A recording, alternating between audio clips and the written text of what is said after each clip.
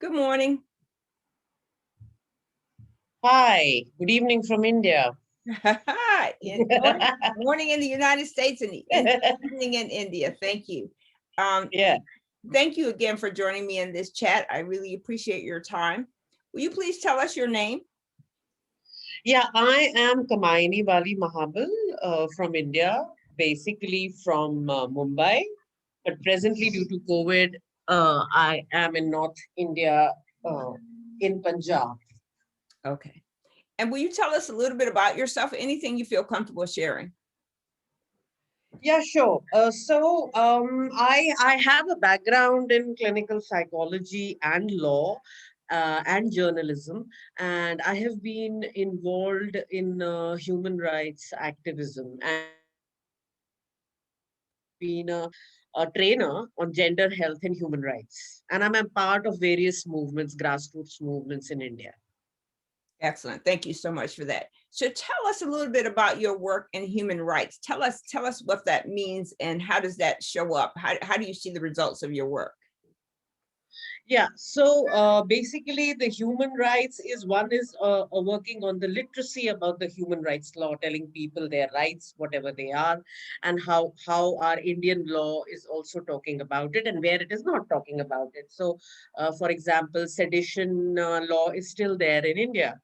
In fact, only today there is a judgment which has come, which I'm very glad to share, that three students of Delhi University who were booked for riots last year under sedition, the court passed the order that the protesting students cannot be labeled as terrorists because state is trying to curb dissent here. That's a good news I would like to share. So basically, it is also that within human rights, linking with other issues of gender, health, and looking at the vulnerable population like the Dalits, the sex workers, the disabled people, issues of mental health, basically all the issues which do not get a lot of space and voice in main media is what I do through my website, which is cracktivist.org. Excellent.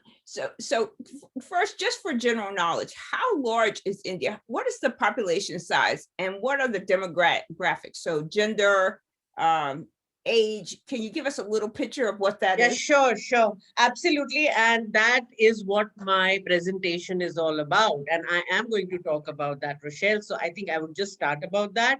And also wanted to say that I'm a part of a people's health movement, which is called Jan Swasthya Abhiyan.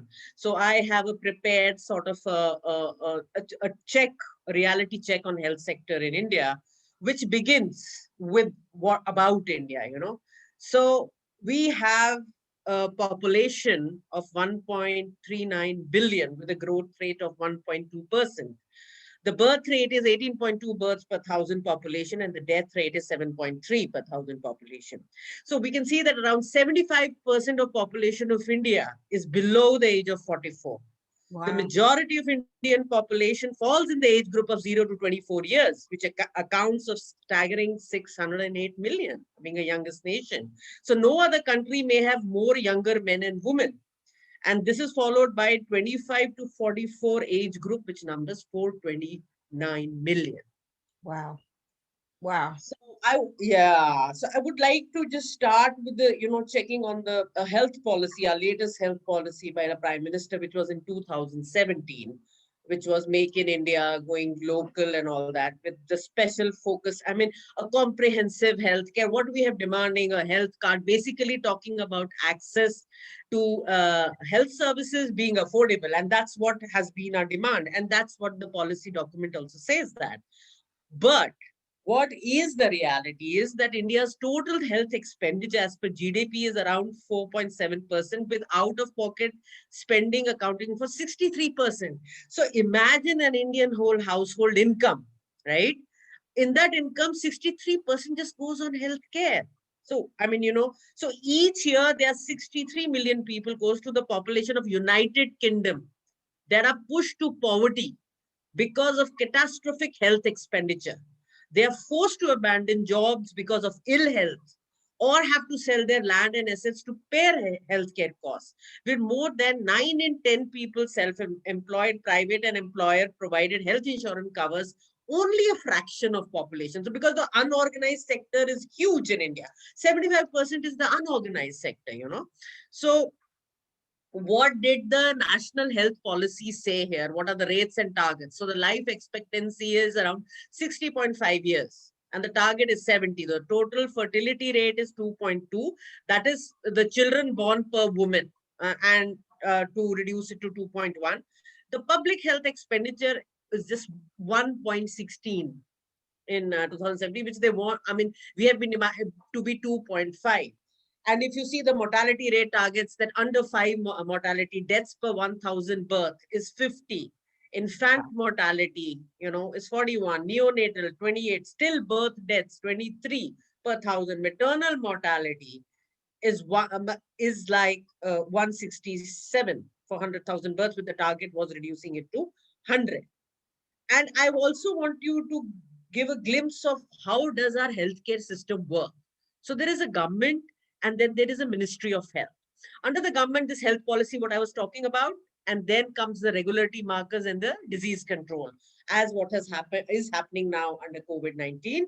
And the National Ministry of Health has health services, family welfare, research, and traditional medical system. So in India, we have, the alternative medical, the Ayurveda, and many other local branches, which are also included there. And thereafter, we have the state. So actually in India, health is a state subject. So eventually, each state decides what form of healthcare delivery they'll have, how much money they're going to put, what are the training of the personnel. So state ministry also decides on the medical education and health services and family welfare. So that's how what happens in this whole, sort of a tiff and a fight. The central government would say that state is not doing, and state would say at least the money has to come from the central government. We will decide what to do it, but the money has to come. So for the healthcare, that much of budget has never been there. Right. So as we see, there are a lot of promises to keep. The National Health Policy has promised to raise India's expenditure 2.5 GBT, yet the current right now is 1.4. State, as I said, accounts for 0.9% of expenditure, with center's share being abysmal of 0.6. Actually, the government should be sharing, central government should be sharing more. I mean, giving more to the states and then state raising their own finances also through whatever they are. But it is the other way around. Yeah. Kamaya, Yanni, can I ask you a question? So I want to go back to the first slide that you did where we talked about the population. So the population is massive. Yeah. And so when you think about that in context to what we're doing for healthcare and insurance, so is there no process in place that accounts for the growth and the life and economic stature of the people in this 1.39 billion people? Does it not account for that?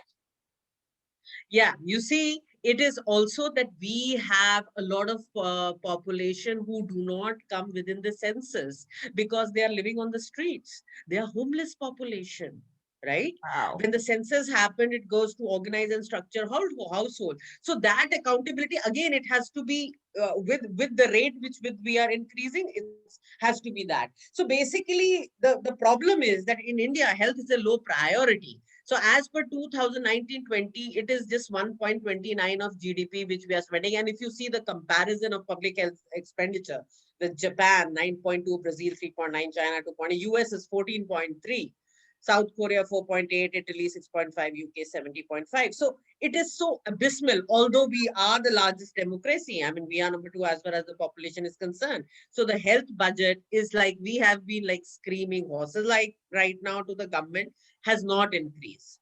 So India ranks high in the list of most ill populations. Over 32% of total deaths in India occur due to health-related diseases. According to the global burn-up diseases studies, India's ranking in the healthcare index is 154 out of 190. I mean, we are at 154. Despite such poor statistics, the budget allotment in healthcare services is meager. India spends only 2% of the GDP healthcare, which is 1 point again. what are the challenges? I told you about the primary healthcare system, which which really reaches the rural areas and the poor people. There is a poor patient to doctor ratio. There is a lack of infrastructure. There is low public spending, low health cover for rural population, high out of pocket expenditure, and unequal distribution. So what happens? Like, I'm in Bombay, where I'm staying in one lane. Within 1 kilometer, I could have almost 40, 50 doctors in Bombay. But if you go to a tribal land in a rural village, there won't be even a one primary health center in that village. So maybe 4, 5 together are having one, because nobody wants to go there. And it's also the commercialization of the medical sector. Is it So you see, is this lack of care out in rural areas and the high amount of poverty and homelessness and self-employment did that contribute to what we heard on the news about the COVID and how the outbreak was in India? Is there a correlation? there is a correlation, because again, the country was not ready, and we have a lot of migrant population. So you see, internal migration is also a big issue in India. Yeah. Wherein you, within a particular state, you will have people from outside of the state coming and working and doing the meager work in the unorganized sector, making roads, all the construction work or anything. The people of the particular state then would like to aspire towards, doing some good job, so called. In US at least, I mean, although there is racism and all, but you do not look down upon a person because of his or her job status as such. If in McDonald's somebody is serving, you will, respect would be equal. Even if you are, a big person. But here, the caste politics, the class politics plays a lot of role. So as I was saying, the WHO recommends, one doctor for 1,000 patients. But in India, we have one doctor for 11,082. You see, Wow. and you see, yeah, and you see a big list here now, on the right hand side of all the states. Imagine in Bihar, a state, 28,000, one doctor for 28,000 people, right? Wow. And also, if we look at the public versus private healthcare, yeah. So private healthcare in India costs about 4 times more, but still people get poor because they don't trust the public health system and they go to the private sector. So if you see rural, urban, I mean, it's in dollars here, the analysis. It's like $88 and $340, 88 for the public and 340, for the private. And in urban, $120 and $507. So, I mean, where does it take us? Where does the treatment take place? So, 72% it is taking, and even in rural area, it is taking in private sector, because public health system is collapsing at a very big rate. And Wow. similar is the case with the urban.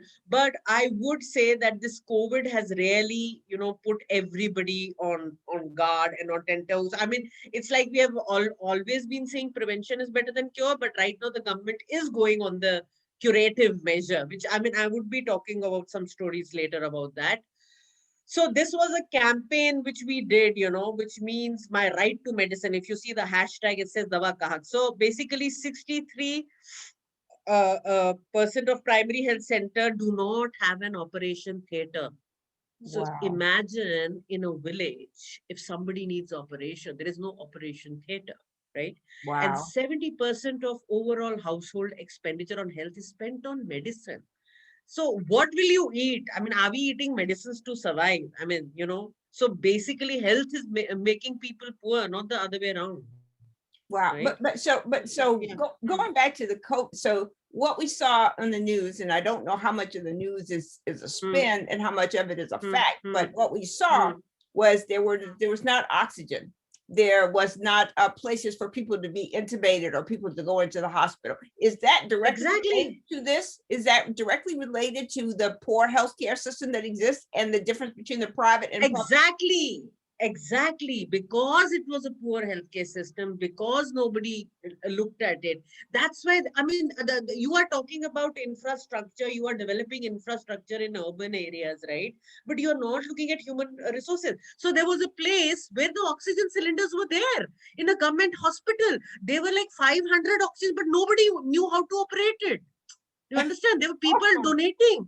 Yeah, exactly. So that's my point. You see, there is no coordination and communication between various branches of healthcare system. Now, if somebody has donated oxygen cylinders, there is nobody to operate it. So how will it work? So it's also utilization of human resources, which is already there. You know. So this is the population served per doctor in India's 10 most populous states. This is the Uttar Pradesh, right? So per doctor, as we talked, is 3,812, with the lowest being Karnataka. And just see the spending in the last decade has increased, but just see it is like not even a baby step compared to what has been happening. And this data is the health via Health Ministry's National Health Profile of India, right? And then I want to talk about mental health, right? It is totally invisible. Now, I'm just a comparative analysis with US. You see, the number of psychiatrists for 100,000 people is 0.3. Mm, So, I mean, one psychiatrist would be for 350,000 people in wow. India. Is it And the number affordable of to go see a psychiatrist? So is mental health no, no, covered? no, no, no, no. Is No, it's not at all. No, it's not. mental health is not No, covered by the processes and the plans in India healthcare? Where does mental health fall in the healthcare process in India?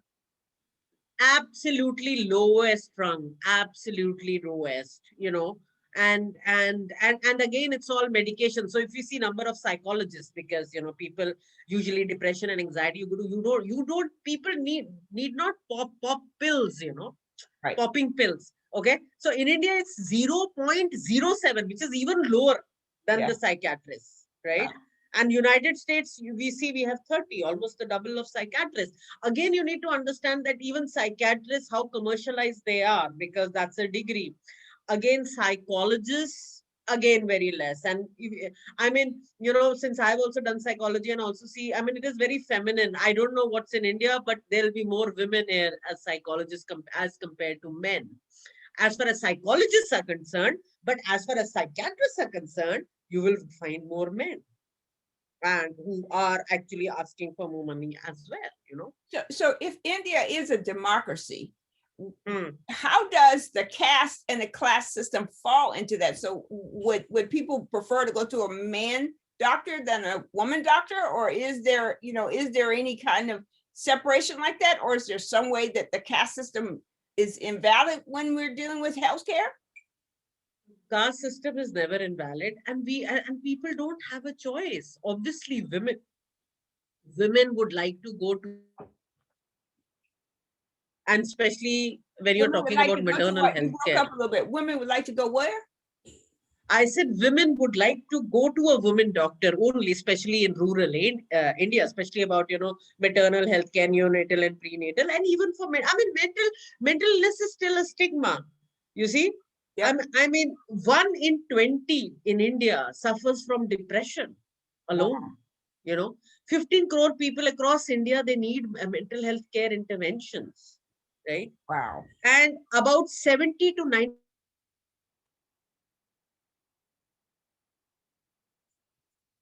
of thousand in private clinics. But if you're talking of Bombay, I mean, it could be 5,000. Again, the up market and the lower market, you know, again. And the economic loss estimated between 2012 due to mental illness, we see is $1.4 trillion, right? Absolutely. And after COVID, after the lockdown, the havoc it has played with people, especially in India, right?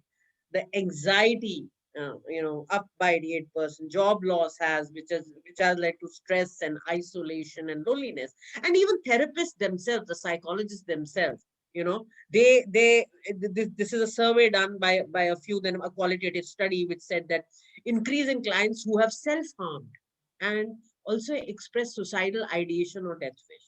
and therapists who are experiencing also caregiver fatigue. So what government has done, government has also opened up a few helplines, Well, you that's know, good. which yeah, that is good, but how effective they are is again a question. But many places, even the NGOs have started that with a sort of a telepsychiatry. So now let me take you to COVID, and let me just take you how it all started. When in India we just had two COVID-19 hotspots in February, when we started in the second wave, which was, if you see, Western India, which would be Maharashtra, and it will be Uttar Pradesh, the biggest one also, and so on. So we had just two hotspots in February, and we had like 2,747 deaths, and zero point 0.4 million total cases in February.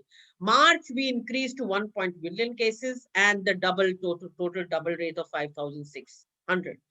In April, we jumped to 6.9 million of cases and 48,000 of total deaths.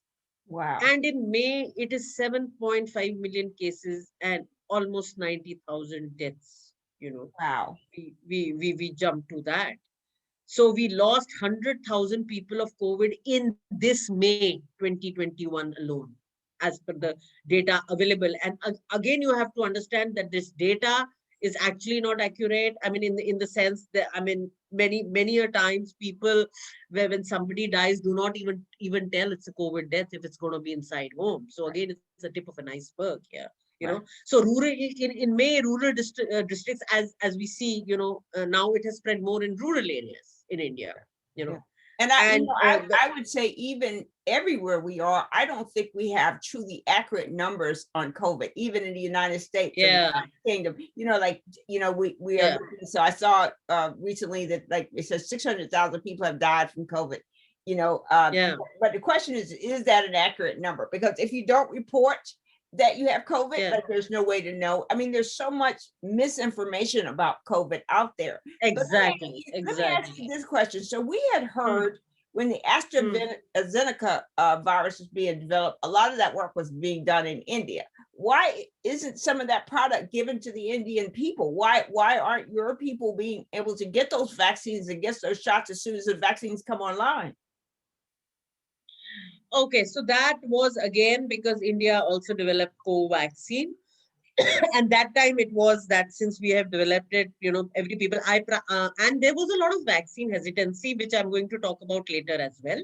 And our prime minister then took a jab, and then it sort of motivated people to take co-vaccine. But for AstraZeneca, again, the blood clots happening. I mean, there were around 12 cases found for the blood clots for Covishield in Europe, but not a case. So there was a lot of hesitancy that people wanted to do that, although because this is happening all in real time.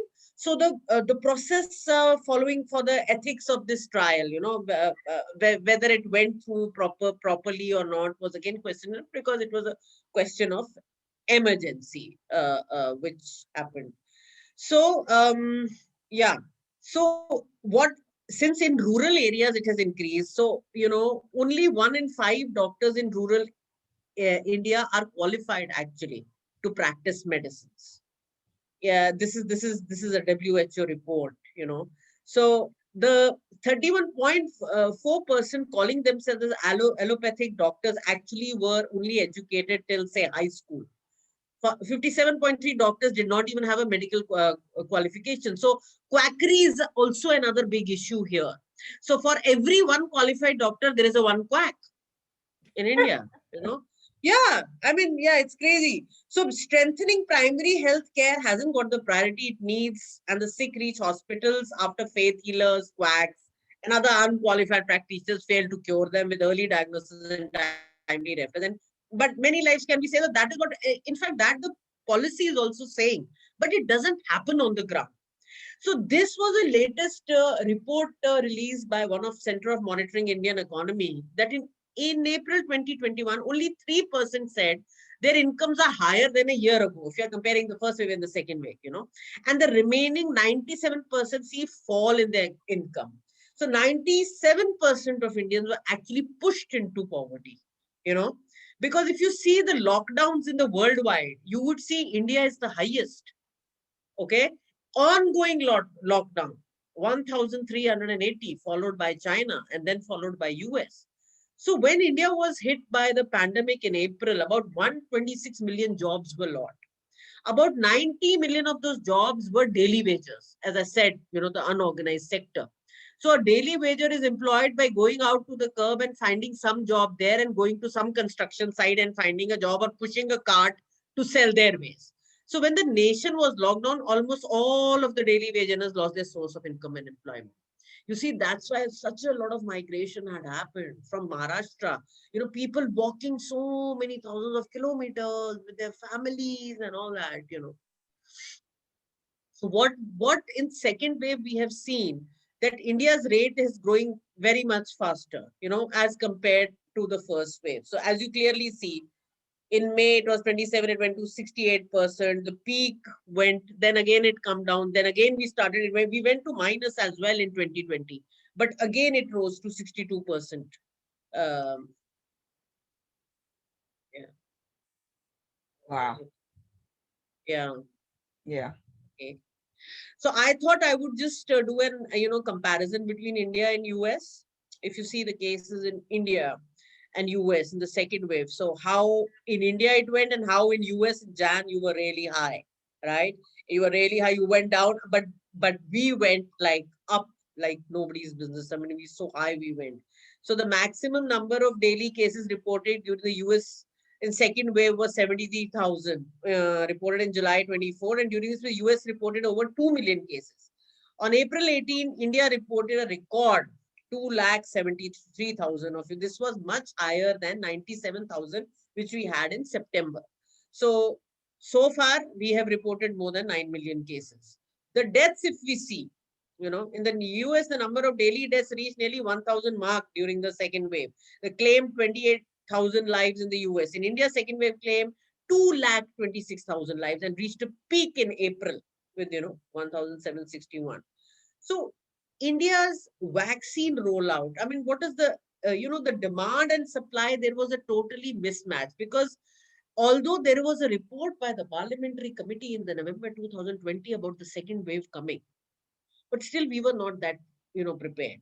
So predictably, the cases, death rose, and opening up the vaccination drive led to total chaos. And initial lukewarm response to the vaccine rollout gave way to the scenes of large crowds on vaccine with no social distancing again, and many going back without even receiving a shot due to shortages.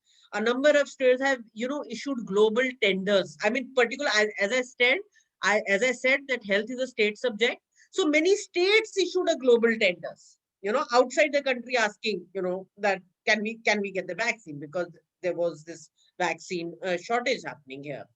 So reports have also indicated that there was a bureaucratic delay, and the manufacturing. So again, the red tapeism.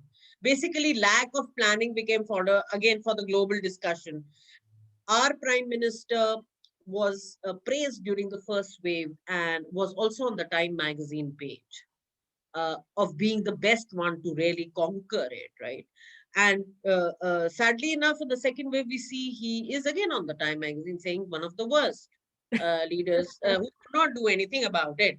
Although the first signs of raise were already seen in March, at the time, country did not predict how rapid it would be spread, and the very possibility of the second wave was not considered serious enough. So here is, a scene of another vaccine center, especially for people above 45, yeah, which were really the target, sitting there, and the vaccine not available.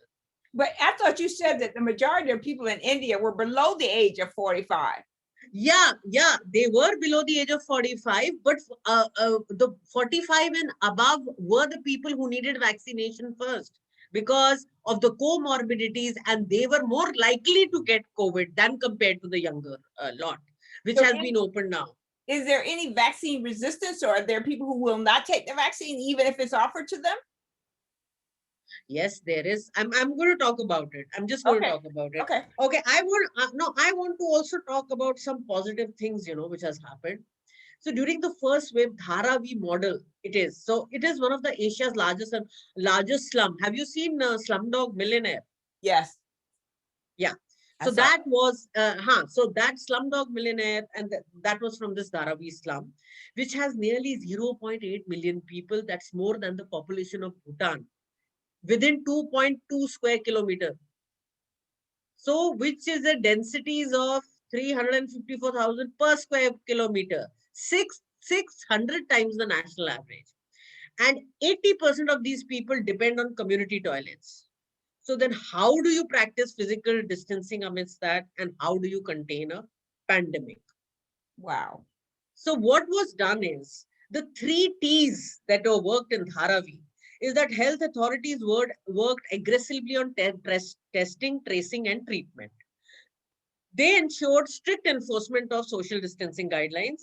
Institutional quarantine was arranged within the area. Now, you see what happens is if they are at that place, they don't want to be away, right? And if you will have a quarantine facility like 2 kilometers away, how will poor people even remain in touch in the sense of basic necessities also, right?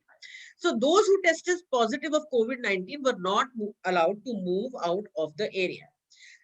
They also started fever clinics to chase the virus. So they decided to be proactive rather than reactive. They began chasing the virus and initiated a massive screening testing exercise through the network of fever clinics. And this has to be a collective effort, and especially the women health workers, which are called Anganwadi workers in India.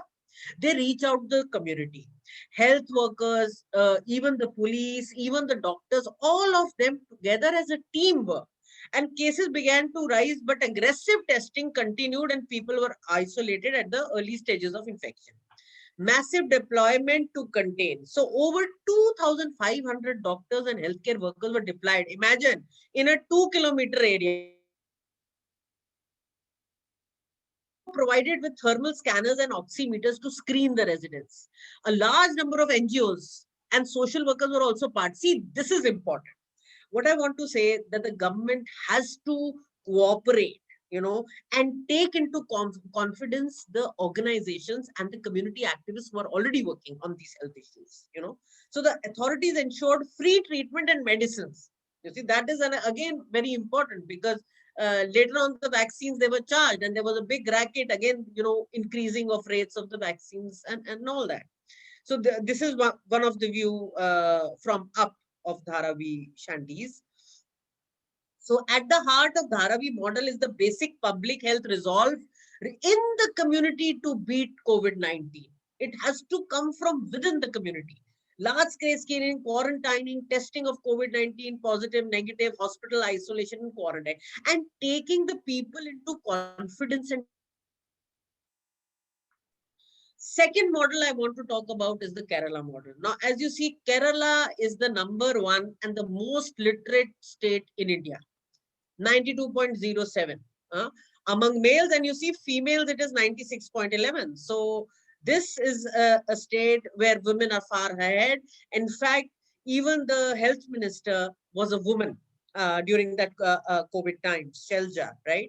Who was so, you just see that on Jan 20, even before the first, this thing was reported, she already got the intimation. She just put the process in January itself. It was the first state to put the process, screening of passengers from China, special control room was set up, the case were recorded, testing laboratories, declaration of COVID, and no other state, till March, no other state had done any such planning what Kerala did, and then they had this break the chain campaign.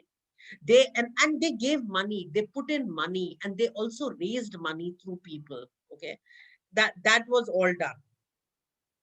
And if you see, they made out a priority group, so there were priority groups, all patient handlers, health staffs, nurses, and paramedics. They were the group one, right? And on group two, the government and associated functionaries, person working in ration shops, a person involved in delivery of food and grocery, person involved running in community kitchens. You see, so this was in anticipation where people will come. So these are the priority group who need to be screened, right? Priority group three was person put under home quarantine. Vulnerable sections of population such as persons of 63 of age, because Kerala is another state which has the sort of highest senior citizens as well. a lot of, so there was an early response, there was a strategic testing, everything was done, and quarantine facilities, and there was home quarantine as well. And what has happened? They provided free food, you see, door delivery of essentials, door to door, free ration for all, distribution for poor people, even the homeless people. A chain of hotels was started, which provided food like for not even, I mean, like around 10 cents. You know, so such a scheme was, so everybody again came together. Children below 6 years were distributed nutritious meal through free midday meal scheme. Mobile vegetable truck services were made. A volunteer support force of 3,33,000. I mean, people came forward to help and support the government. So there was an integrated supply chain management system of technology. So technology was leaving no one behind. So even if they are migrants, there were 20,000 safe homes for migrant laborers were set up. Local bodies were given responsibility for monitoring, awareness program in their own languages. That is so much important. And local bodies powers at the local level interested, empowering the local people there already, who are there and already who have trust and faith. Break the chain, that was very important. So you see one of the picture in one of the roads there in Kerala, break the chain campaign, taking action to discourage crowding. And then Kerala was the first state to start this helpline for mental health at that particular time. Use of social media, for effective communication dissemination, daily press briefings, technological. I mean, transmedia storytelling was very important. Usage of multiple platforms to disseminate. Helped in conveying the message, and even the Kerala police, they also spread the message around. So what has happened in the second wave, although this models has been there as we saw, right? So this is National Human Rights Commission. National Human Rights Commission, when you have seen, you have read the news about the oxygen cylinders and how people have been dying without the dearth of beds. National Human Rights Commission emphasized that the central state need to put up their acts together. These advisories were given in the month of May itself, that they need to have dashboards of real time. You see, people don't know where to go, which hospital. You are losing time by just, traveling so much. I mean, in a crowded places like Delhi and Bombay, there are no beds available. Where do I get the information, right? So that chaos was there. So they had asked to have sort of dashboard availability of hospital bed, oxygen, critical care medicine, it was all. And I also want to tell you that on Twitter, celebrities, influencer, students, everybody got on their own, then finally making a real time availability of various services in various cities. Any COVID patient who approaches any public health facility should receive treatment free of cost. Functional and effective help desk should be set up in all public and private hospitals for preliminary checkup. There should be a universal coverage and non-discriminatory pricing of COVID medicine in all health facility. And if feasible, vaccination should be made free for everyone, irrespective of private and private. I want to tell in Punjab, where I am, what had happened was that the vaccine was available freely, and suddenly the government itself sold it to the private sector, okay, say for $6. The government sells it to the private sector. The private sector gives the vaccine to the people for $12. Wow. Wow. Yeah, so there was huge corruption, there was a hue and cry, and now it is available freely, and crematoriums and burial grounds. I mean, these scenes and sceneries of, the burial grounds, using electric crematorium and app-based invitations to interventions, protection of the rights of COVID warriors. See, that is very important, especially nurses. I mean, you're wearing that PPE kit for 8 hours. I mean, you're not even eating. I mean, you're perspiring, you can't even drink, so all and they were not even initially given good material of PPE kits. There was even corruption at that level. The quality of PPE kits was not good, they and the COVID patient should be treated with dignity and handed over to the family. Practical time restrictions should be imposed on buying essential commodity. Okay, we are doing, as you have seen, that India is the highest in lockdown. You have lockdown, but then you have to also make the essential services available. So just last month, these organizations all got together that we asked the Prime Minister that we demand, access of healthcare for all, inclusive, accessible vaccination drive, no mandatory Aadhaar. Aadhaar is like a number which is given to everyone, but homeless people cannot have, because you need to have a residence. Okay. And no exploitation of health data. Vaccines shouldn't be used unethically to test new technologies. So these were our demands. So increase in access of vaccinations, allow walk-in access at all vaccination, remove all onerous identity requirements. Because where will a poor person, a migrant, get any identity? He doesn't have any identity on himself. He's a human being. As a human, you have to accept whoever comes to you. Ensure the vaccines are taken to eligible populations at community level. Ensure vaccination certificate do not affect people right to movement. So now what has happened, if you don't have a vaccination certificate, you not can go. But first you have to provide vaccine to everybody, right? Reduce the barriers. Ensure there are no barriers, including mandatory Aadhaar, access of diagnostic hospital beds, oxygen cylinder, medication, and any other treatment. Protect people's rights. Ensure. So we have this platform called CoWin platform, where we register for vaccination. Okay, we have to register for our vaccination for that. We have to ensure that vaccination is not used a way of hidden consent collection for health ID generation and data sharing. So permit vaccination for all without ID proof, because we know we have a lot of homeless population who you know. Now, this is today's news which I wanted to share with you. It is today's news. There is forged numbers of addresses, nearly 100,000 COVID festival which happened. It's a religious festival, which happens once in 12 years. So it was held from April 1 to April 30th in Hardwar. Nearly 4 lakh tests in this period were conducted by 9 agency and 22 private labs. In one of the cases, a single phone number was used to register over 50 people with one antigen test, which has an exclusive number and is meant for only single use, had tested 700 samples. Can you see the corruption here? Now, how will they find out all these people were positive? Now they are going to breed that. There's so much corruption. And the government, the state government had only given the tender to these private labs. Didn't they do any background check about them? Who is accountable? I mean, these guys, this is absolutely crazy. So the vaccination hesitancy in rural areas. So a nationwide survey was conducted in last December, discovered that only 44% of people surveyed in Indian rural area were willing to pay for COVID-19 vaccines. 36% said they would not, while the remaining 20% were undecided. Despite the rising infection and death, vaccine hesitancy prevails in rural India owing to insufficient knowledge. But now I want... Wait, can you go back to that other screen? This one? No, yes, that one. So what would happen if the vaccine was free? So you said they're willing to pay. What would they do if they could get the vaccine free? Would they take the vaccine? Would the numbers change? Yeah, they would. So more people would take the vaccine if it was free. Yes, absolutely. Absolutely. And now I'm going to tell you some positive stories which have all happened last month. You know, the world's highest motorable village, Comic achieves, it has got 100% COVID vaccination. This is in Himachal Pradesh with a population of 140 capita and altitude of 4,587 meters. Right? Wow.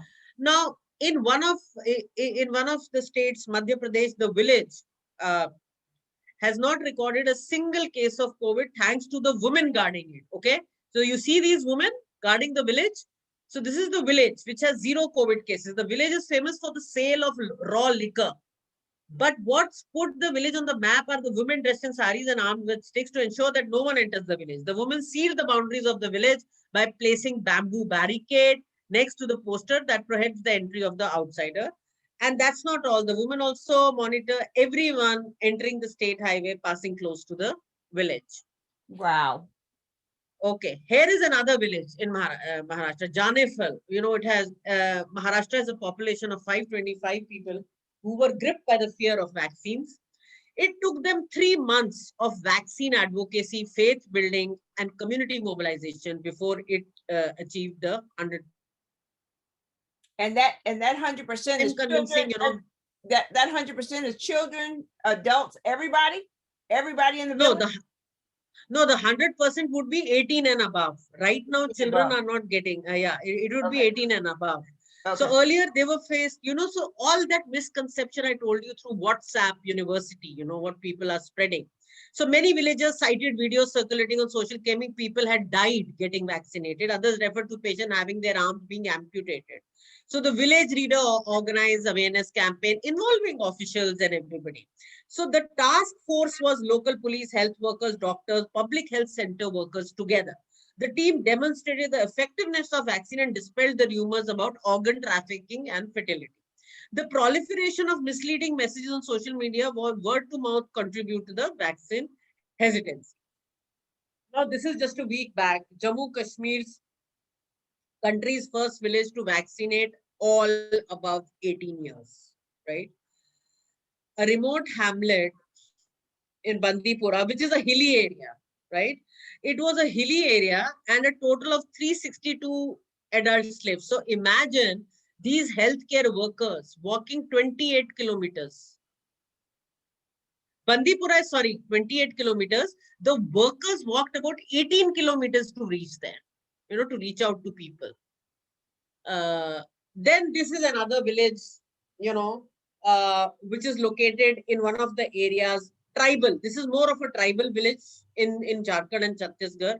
Again, this is one of the village. There was now you see this man sitting next to the tree with the mask, Yeah. right?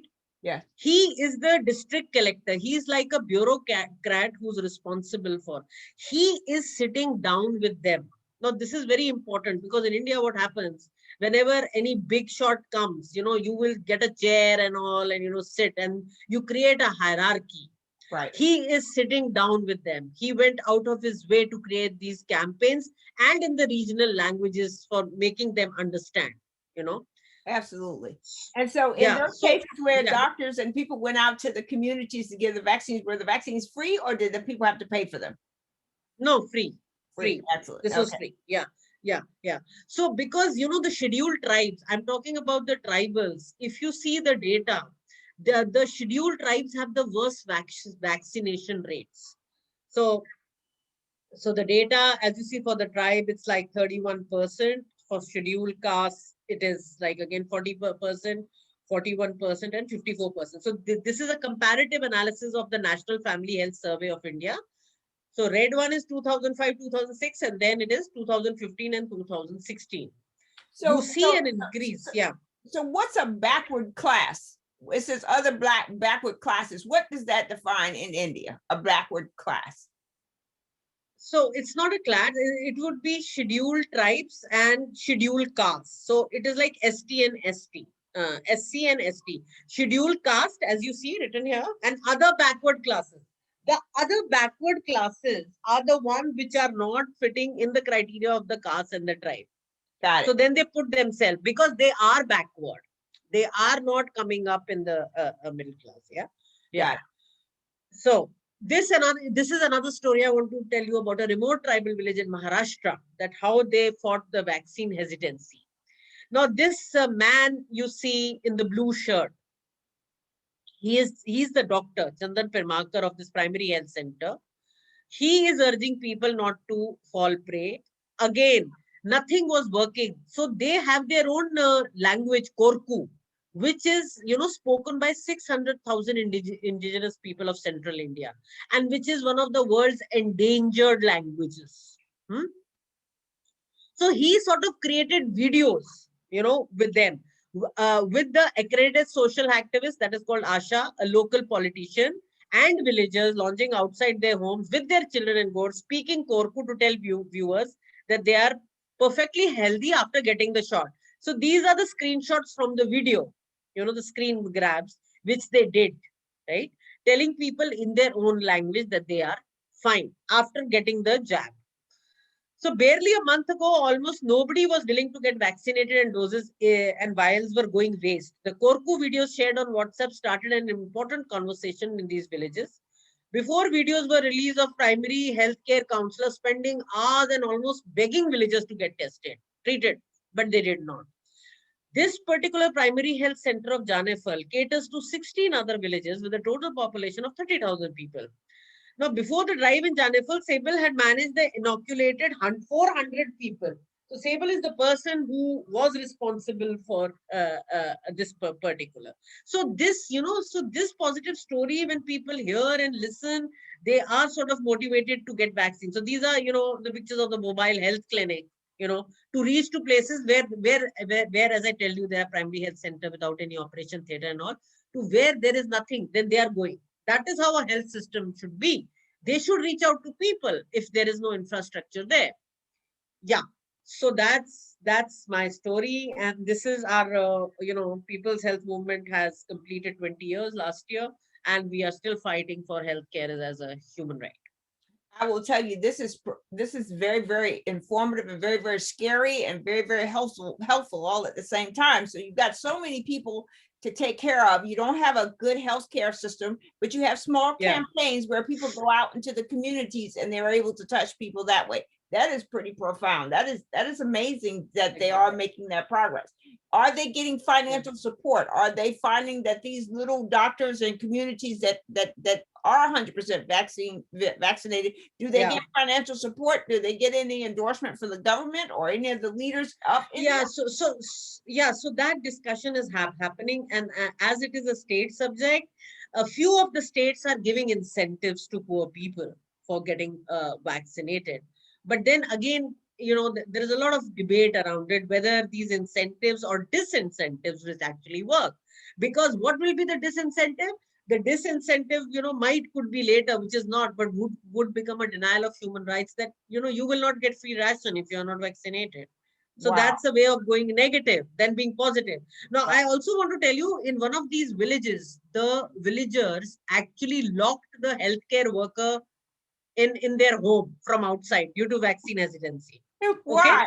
But yeah, because they didn't want her to come out. But you see, the district collector, the guy I showed you, he said, I don't want to focus on negative things. People were afraid. We have to go out to them and tell them that you got a polio vaccine. Did anything happen to you? Your child got it. Did anything happen to you? Why? So he said all these negative things coming up, people are bashing healthcare workers, or they are doing something. These negative things should not come out. We have to reach out. See, this is what should be done everywhere. It's not the cane which will, or the fear of not having that, which in many states is happening also. The coercion, the coercive tactics don't work. The cooperative tactics, including the community, works very well.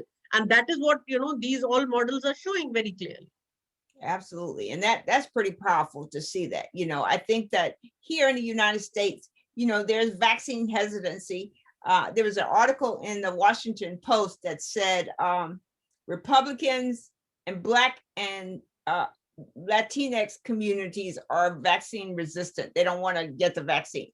For Black people, at least, there is healthcare for Black people in America has always been somewhat on a precipice of do or don't, because there have been some very negative healthcare things happening to Black people. We still have a high mortality rate during childbirth and during pregnancy. So there's that.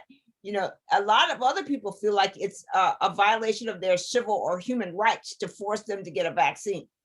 So you can't force someone to get a vaccine, but you can encourage them. And so here, people feel like wearing a mask is against what they think is the right thing to do. It's another violation of their human rights. Or, going and get this vaccine so we can get to what they call herd immunity. But in reality, there is so much wrong with the amount of disinformation that's out there that people often take the position of, oh, I'm not going to do that. And it sounds like in India, that's the same thing that we experience here, maybe not to the same degree, but we're seeing that, the information is not always clear and accurate. The numbers, you don't know what the numbers really are. Yesterday on the local news, there was a bunch of parents that were protesting their kids having to wear a mask, and so you've got so much misinformation about what these things do. Like, okay, wearing a mask is a violation of your civil rights. what rights are there that says save your life? How do you get to Yeah. that place? So there's a lot there. And I will tell you, this is your presentation is absolutely phenomenal. It is absolutely the case. Will you send me a link to this? Will you send this presentation to me? Sure, absolutely. I did that because I thought, to get a concise and sort of a picture. I mean, this would be really very helpful. Yeah, I'll send it to you. Definitely, I'll send it to you. Absolutely, it's very, very helpful. So Yeah. we are going to, with this conversation, this chat, this has been very, very helpful. And I think what it would be helpful to know, maybe we could do a part 2 of this, is just to talk about you and your work, what you're doing, how you are making an impact and how you are changing lives in India. So I think it would be very important to have that conversation as well.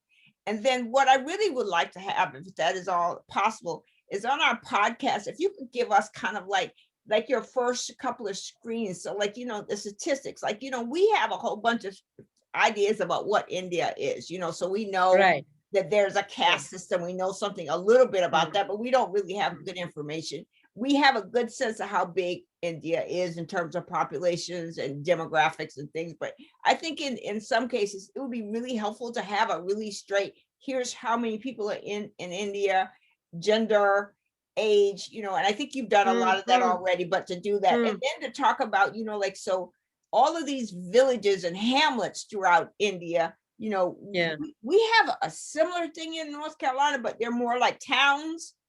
We don't necessarily True. call them villages, but more like towns. And you have, poverty, and you have success. You have all these things in these little small towns and things like that. So I think it would be really helpful to get more information about India if you're willing to do that. Absolutely. Why not? Definitely. Excellent. So Yeah. Yeah. I will send you some times for our second chat, which will be just about you. And then we'll do on the podcast some information that where you don't need an image or anything. It's just your voice. We'll talk a little bit about India more in detail so we can get a better sense of that. So the American people can know that, these pictures that have been painted for us about what India is may or may not be accurate, but it would be really great to have it from somebody who's really there and living it, as opposed to what people feed us in the media, which is also often spun into something that gives us a narrative that they want us to believe about something. So I think that would be very helpful. Absolutely. Definitely. I would love that, Rochelle. Excellent. So thank you again for this. This has been very, very, very helpful. I will send you a link once this converts. Please watch it and let us know if we can upload it. But this is absolutely amazing, truly amazing, Kamayani. This is beautiful, absolutely beautiful. Thanks, Rochelle. Thanks. I Thank hope we continue to talk more. Yeah. we will, believe me, we will talk Yeah. more about Yeah. this. So I will send Yeah. you a link Yeah. shortly, and I'll send Sure. you time for our second chat and for the podcast. Okay. Sure. Thank you so Sure. much. I really appreciate this. Bye. Thank you. Bye. Yeah. Bye. Bye.